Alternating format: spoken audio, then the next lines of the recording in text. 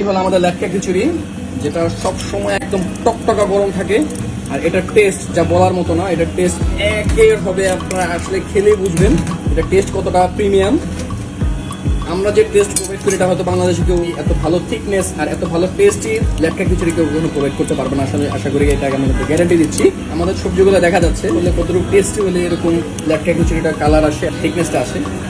এইটা just normal একটা লেটকা খিচুড়ি, সবজি লেটকা খিচুড়ি না। এটার ভিতরে আবার আমরা আচার ইউজ করি, এটা আচারি লেটকা খিচুড়ি। এটা আপনি খেলে মুখে লেগে থাকবে আপনার স্বাদ।